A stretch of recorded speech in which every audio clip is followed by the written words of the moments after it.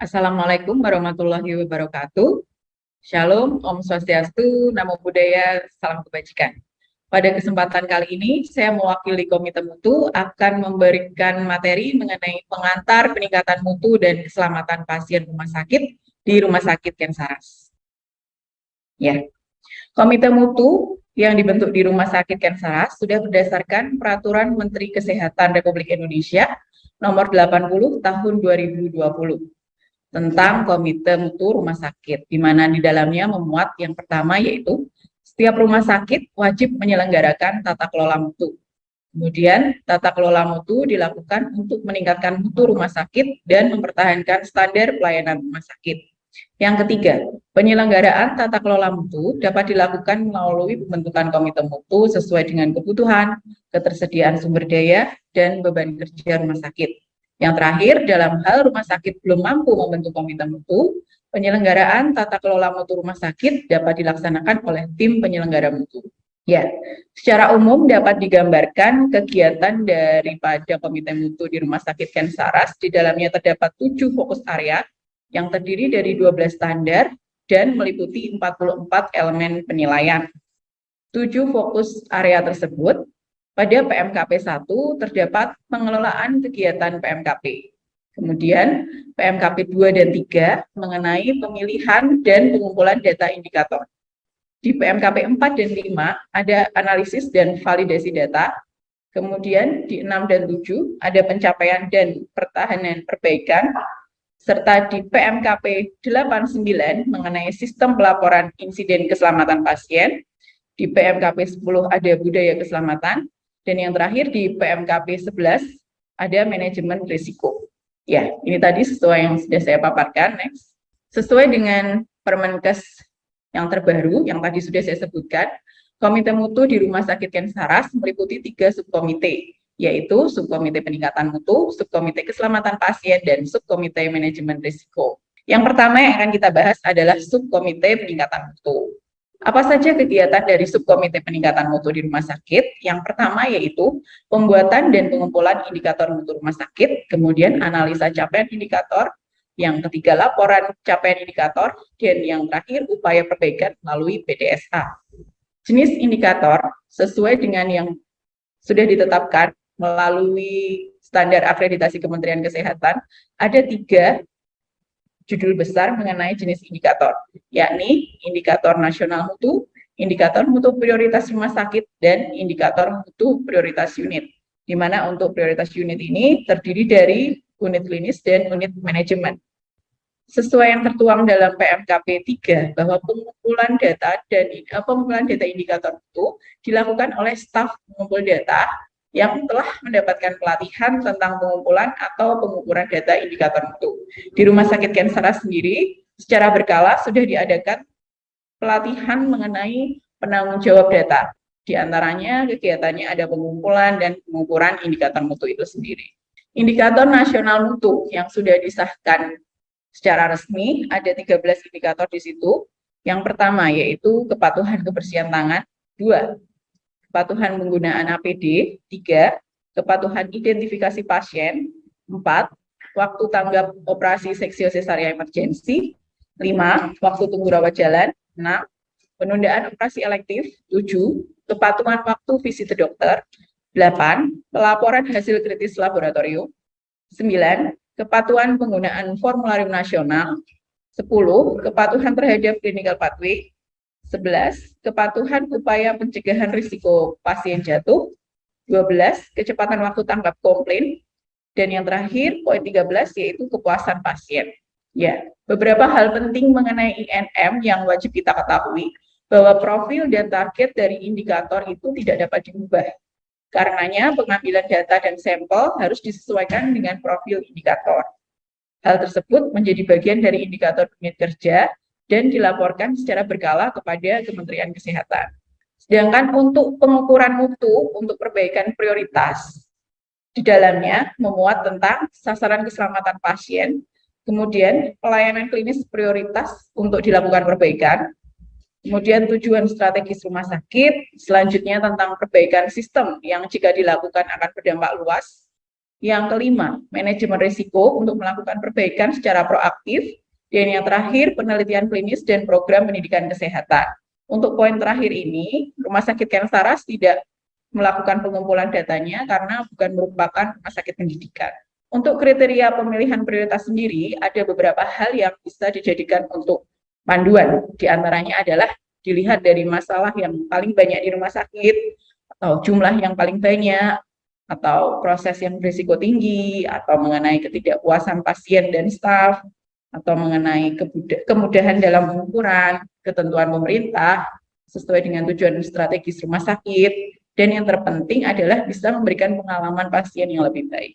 Secara garis besar, indikator mutu prioritas rumah sakit di Rumah Sakit Ken Saras, yang pertama, mengenai sasaran keselamatan pasien, di mana dia terdiri dari 6 sasaran keselamatan pasien. Yang pertama yaitu kepatuhan identifikasi pasien, 2, pelaksanaan komunikasi efektif yang dilihat melalui TPK dan verifikasi dalam waktu 1x24 jam, kemudian pelabelan obat high alert, kemudian kepastian tepat lokasi, tepat prosedur, tepat pasien operasi, kemudian kepatuhan kebersihan tangan, dan yang terakhir SKP 6 yaitu kepatuhan upaya pencegahan risiko pasien jantung.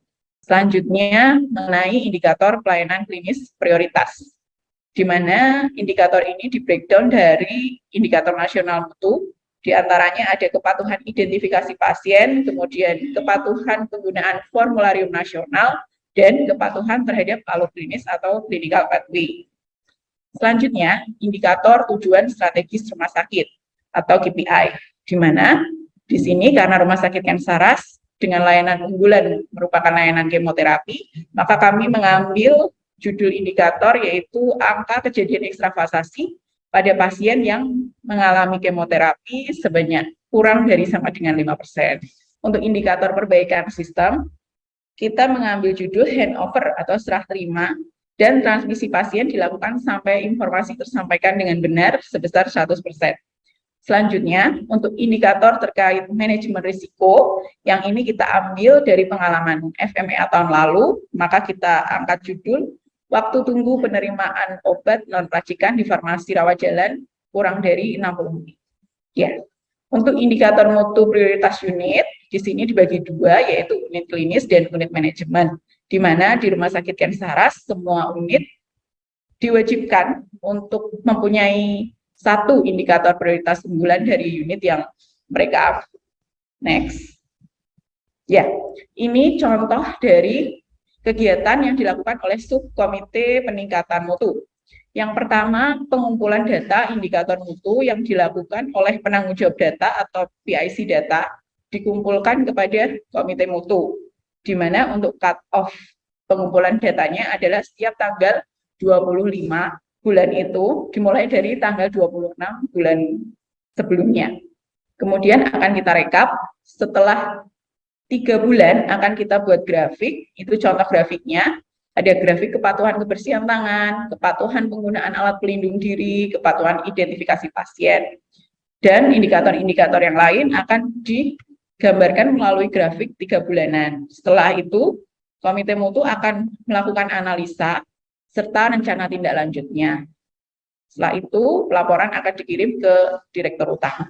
Setelah laporan dikirim ke direktur utama, analisa dan pelaporan INM selanjutnya adalah kita wajib untuk melaporkan INM kepada kementerian melalui situs indikator mutu nasional dengan alamat mutufasiankes.kemkes.go.id/simat. Di dalamnya memuat capaian pada bulan tersebut, kemudian analisis, dan juga rencana tindak lanjut. Berbicara dengan PMKP, tentunya tidak bisa terlepas dari tata kelola rumah sakit. Kepemimpinan rumah sakit untuk mutu dan keselamatan pasien berada di TKRS 4 dan TKRS 5 pada standar akreditasi, di mana TKRS 4 menyebutkan bahwa pimpinan rumah sakit merencanakan, mengembangkan, dan menerapkan program peningkatan mutu dan keselamatan pasien. Serta untuk TKRS 5, itu direktur dan pimpinan rumah sakit berpartisipasi dalam menetapkan prioritas perbaikan di tingkat rumah sakit yang merupakan proses yang berdampak luas atau menyeluruh di rumah sakit, termasuk di dalamnya kegiatan keselamatan pasien serta analisis dampak dari perbaikan yang telah dilakukan. Ya, kegiatan yang selanjutnya adalah kegiatan untuk mencari perubahan ke arah perbaikan melalui PDSA atau siklus Plan, Do, Study, Action yang kita ambil melalui Nolan Model, di mana tahapannya yang pertama yaitu membentuk tim, yang kedua menetapkan tujuan, yang ketiga menentukan pengukuran, yang keempat memilih perubahan yang perlu dilakukan, dan yang kelima menguji coba perubahan tersebut. Nah, selanjutnya diimplementasi perubahan ada merencanakan dengan detail atau plan, melaksanakan sungguh-sungguh atau do. Kemudian sebarkan ke unit yang lebih luas. Isinya antara lain mengevaluasi proses dan hasil, itu di proses tadi, dan replikasi bila hasilnya bagus atau action. Jadi, apabila ada capaian yang belum mencapai target atau masih rendah, maka unit terkait diwajibkan untuk melakukan PDSA ini, sehingga mekanisme ke arah perbaikan akan terus dilakukan. Ya, ini untuk laporan PDSA supaya seragam. Semua unit diharapkan untuk membuat sesuai dengan protap yang sudah ada, yaitu yang pertama judul dari PDSA-nya, kemudian 2 masalah mutu, kemudian 3 berisi tentang akar masalahnya apa, keempat solusi perbaikannya, kelima rencana pelaksanaan perbaikan, 6 realisasi pelaksanaan perbaikan, yang ketujuh evaluasi, dan yang terakhir kesimpulan dan saran. Ya, itu tadi untuk kegiatan di subkomite peningkatan mutu Rumah Sakit Ken Saras. Selanjutnya kita akan mencoba belajar mengenai subkomite keselamatan pasien di Rumah Sakit Ken Saras. Kegiatan keselamatan pasien ada beberapa poin utama. Yang pertama, mengenai insiden keselamatan pasien. Yang kedua, tentang pelaporan insiden itu sendiri. Kemudian ketiga, penghitungan dari tren insiden. Keempat, RCA. Ini yang terakhir, survei budaya keselamatan. Insiden keselamatan pasien. Yang terpenting di sini adalah, sudahkah saya melaporkan IKP secara internal dan eksternal? Jadi pertanyaan ini harusnya teman-teman semua juga bisa ikut merasakan ya, sudahkah saya melaporkan IKP secara internal. Jadi di sini memang harus dibutuhkan kesadaran dari setiap personil yang ada di rumah sakit untuk tidak ragu-ragu, tidak takut, tidak menutup-nutupi insiden keselamatan yang terjadi di unitnya ataupun yang melibatkan dirinya. Karena ini sangat penting sekali untuk kita ketahui bersama supaya kejadian serupa tidak terjadi lagi. Dalam standar akreditasi rumah sakit terdapat sistem pelaporan dan pembelajaran keselamatan pasien RS yang disingkat dengan SP2KPRS. Apa itu insiden keselamatan pasien? Menurut Peraturan Menteri Kesehatan Nomor 11 Tahun 2017 tentang keselamatan pasien, disebutkan bahwa insiden keselamatan pasien adalah kejadian yang tidak disengaja dan kondisi yang mengakibatkan atau berpotensi mengakibatkan cedera yang dapat dicegah pada pasien. Di mana untuk jenis-jenis insiden yang harus dilaporkan ada 5 macam. Yang pertama, kejadian sentinel. Kejadian sentinel yaitu suatu kejadian tidak diinginkan yang menyebabkan kematian atau cedera serius. Misal, pada operasi amputasi yang seharusnya dioperasi adalah kaki kanan, ternyata yang dilakukan amputasi atau pemotongan pada kaki kiri. Nah, itu merupakan contoh dari kejadian sentinel. Selanjutnya, kejadian tidak diharapkan. Ini adalah suatu kejadian yang mengakibatkan cedera pada pasien. Jadi kejadiannya sudah terpapar dan pasien cedera. Contohnya adalah kejadian pasien jatuh dari tempat tidur.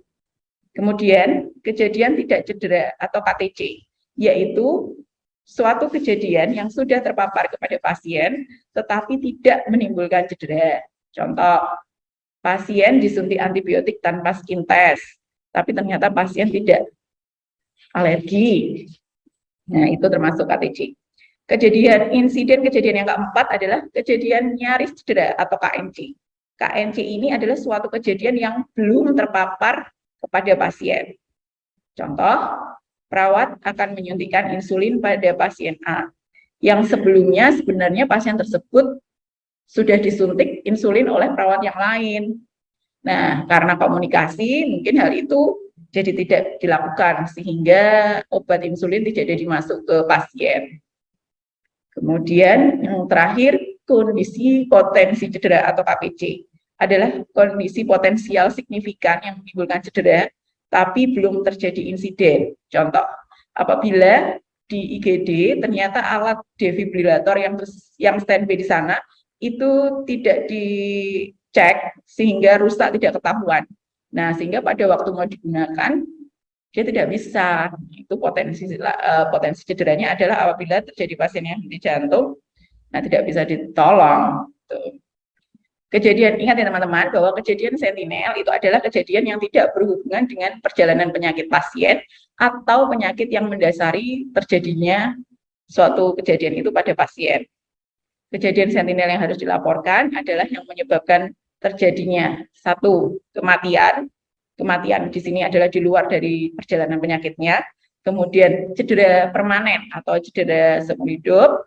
Kemudian cedera berat yang sifatnya sementara. Dan berikutnya, kejadian sentinel yang harus dilaporkan mencakup apa saja. Di sini dituliskan bahwa ada bunuh diri, kemudian kematian atas bayi cukup bulan. Oh ya, merujuk pada bunuh diri ini bisa dikatakan sentinel apabila terjadi pada pasien yang pulang dalam waktu 72 jam. Pulang dari rumah sakit dalam waktu 72 jam. Apabila dia melakukan bunuh diri, itu masih merupakan tanggung jawab rumah sakit untuk melaporkan kejadian sentinel. Kemudian kematian atas bayi cukup bulan yang tidak diantisipasi. Kemudian bayi yang dipulangkan kepada orang tua yang salah, penculikan pasien, pasien kabur, reaksi transfusi hemolitik, pemerkosaan, kekerasan atau pembunuhan pasien. Demikian juga pemerkosaan, kekerasan atau pembunuhan dari staf rumah sakit, praktisi mandiri, pengunjung, bahkan vendor. Kemudian tindakan invasif termasuk operasi salah sisi, salah prosedur, dan pasien yang mengakibatkan cedera secara tidak sengaja. Kemudian tertinggalnya benda asing di tubuh pasien, hiperbilirubinemi neonatal berat, yaitu bilirubin lebih dari 30, fluoroskopi yang berkepanjangan dengan dosis radioterapi yang melebihi 25% dari dosis yang direncanakan, kemudian kebakaran yang tidak diantisipasi, kemudian semua kematian ibu intrapartum terkait dengan proses persalinannya, dan morbiditas ibu derajat berat. Selanjutnya yang akan kita bahas adalah apabila ada laporan atau laporan insiden keselamatan pasien itu harus dilaporkan kemana. Jadi ada dua jenis pelaporan insiden keselamatan pasien, yaitu pelaporan secara internal atau peraturan ke KNKP untuk pelaporan eksternalnya. Untuk pelaporan internal, pelaporan harus tertulis setiap kejadian sentinel, KNC, KTD, KTC, KPC, itu semua dilaporkan. Nah, akan tetapi untuk pelaporan eksternal ke Komite Nasional Keselamatan Pasien, itu cukup kejadian sentinel dan KTD saja yang dilaporkan ke sana. Jadi, yang mesti diingat, apabila ada insiden, apa yang harus kita lakukan? Yang pertama yaitu lapor. Kita harus laporkan, kita nggak boleh tutup-tutupi, supaya nanti kejadian yang sama tidak terulang lagi. Kemudian isi formulir insiden, dan yang perlu diingat adalah data mengenai insiden apapun sifatnya adalah rahasia. Ini teman-teman, formulir pelaporan insiden keselamatan pasien di Rumah Sakit Kensaras. Di dalamnya mencakup identitas pasien dan juga kronologi dari kejadian tersebut. Diharapkan di sini pengisian secara detail, baik itu identitas pasien dari namanya tidak perlu disingkat, ditulis secara gamblang, kemudian nomor RM-nya, diagnosanya, seperti itu. Pun juga untuk kronologi kejadiannya, itu wajib dituliskan dengan jelas. Waktu, nama petugas, NIK, nomor HP petugas. Jadi secara lengkap begitu, kalau perlu setiap menit demi menit kejadian harus didokumentasikan semua. Kemudian nanti form tadi ditandatangani oleh atasan langsung dan juga si pembuat laporan, dilanjutkan dengan formulir laporan insiden. Di sini secara runtut disebutkan tanggal kejadiannya, di unit mana, termasuk dari KPC, KTC, KNC atau KPC, kemudian sudahkah pernah terjadi, lalu dilakukan apa untuk antisipasi awal, seperti itu. Ya, ini lanjutannya. Kemudian nanti dari unit tersebut harus melakukan grading. Mereka harus menilai apakah kasus atau insiden yang terjadi pada unitnya itu termasuk grade biru, hijau, kuning, atau merah. Ya, setelah itu laporannya tadi dimasukkan ke komite mutu melalui subkomite keselamatan pasien.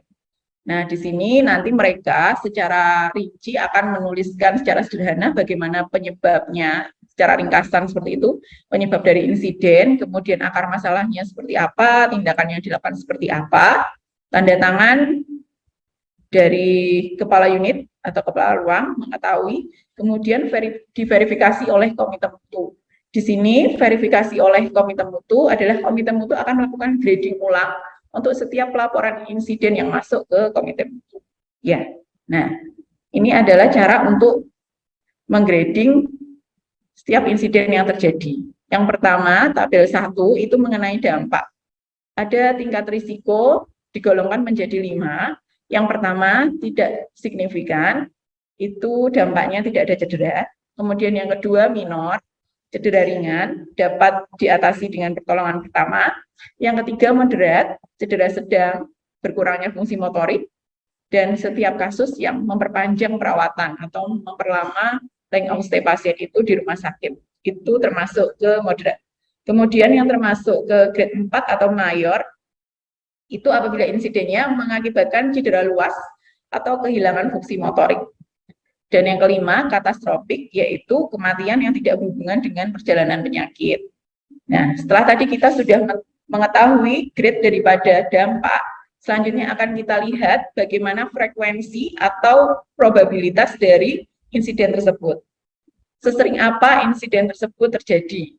Apakah sangat jarang, mungkin sering terjadi, atau sangat sering? Nah, nanti teman-teman unit semua sudah kami atau komite mutu berikan contoh daripada grading-grading ini. Jadi nanti bisa dilihat di situ. Nah, setelah kita mengetahui seberapa besar dampaknya, seberapa sering frekuensi kejadian insiden tersebut, kita masukkan ke dalam tabel matriks grading risiko.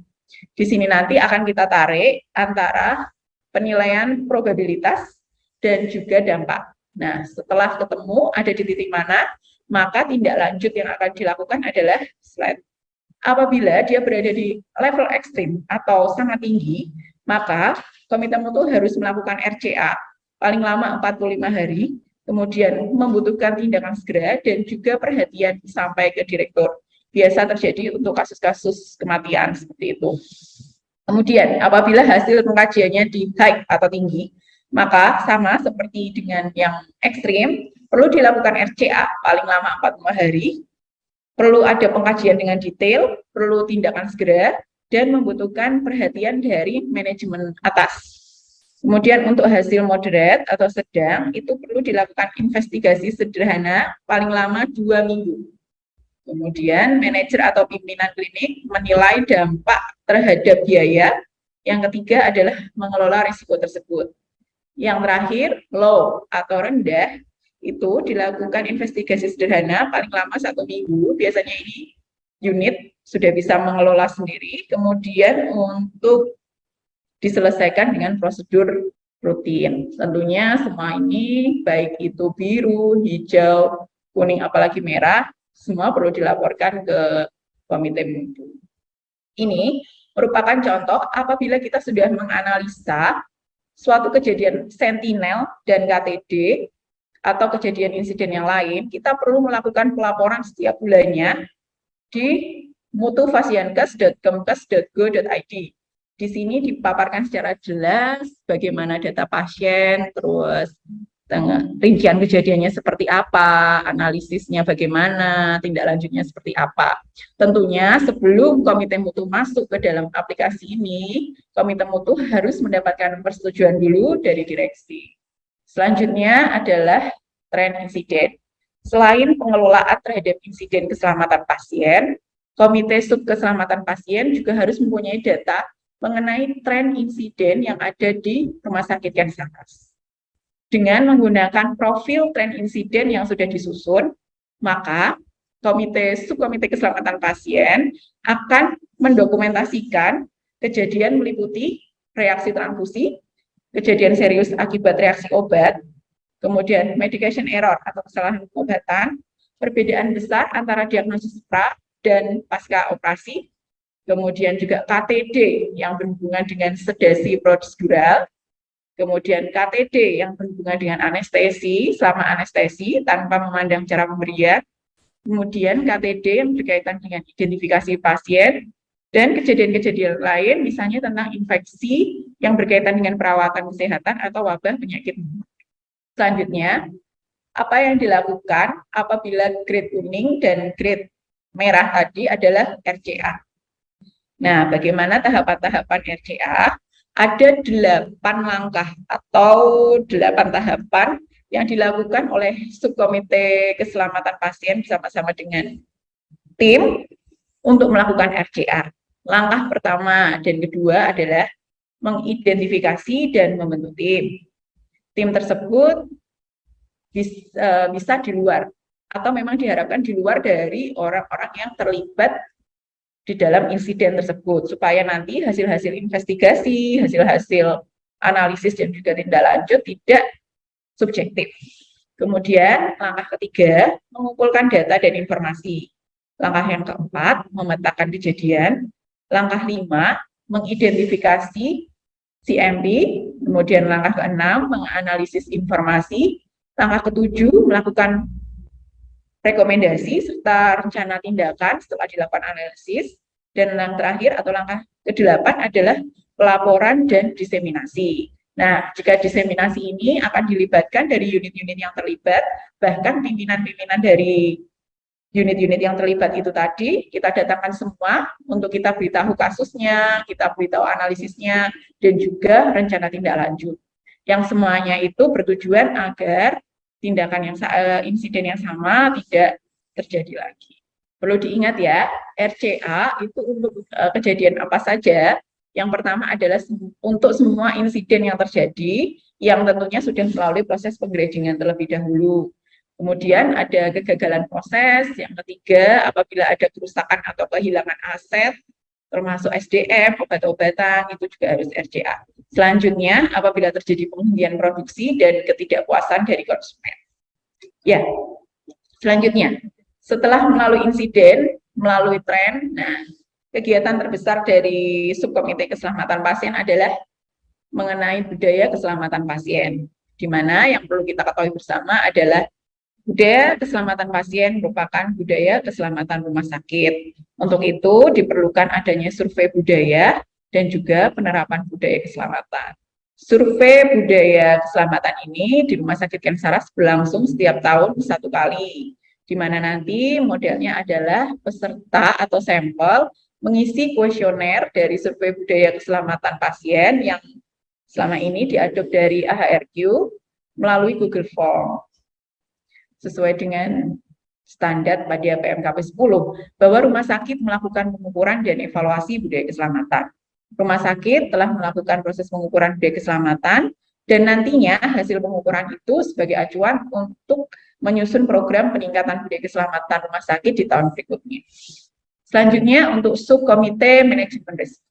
Ya, 2 kegiatan besar yang berada di subkomite manajemen risiko adalah penyusunan risk register dan pelaksanaan FME. Ya, di mana untuk risk register sendiri ada beberapa tahapan penting yang harus dilakukan, antara lain yang pertama adalah menentukan konteks risiko, yang kedua mengidentifikasi risiko, itu meliputi apa, bagaimana, mengapa, kapan, bisa terjadi pada siapa saja, di mana risiko-risiko itu bisa terjadi. Diharapkan atau Rumah Sakit Ken Saras meminta setiap unit untuk bisa mengidentifikasi risiko di unitnya sendiri. Kemudian setelah dilakukan identifikasi, langkah selanjutnya adalah analisis risiko. Kemudian mengevaluasi risiko dan mengelola risiko. Di mana dalam mengelola risiko ada 2 poin penting. Yang pertama, apabila risiko tidak diterima, dan yang kedua, risiko diterima.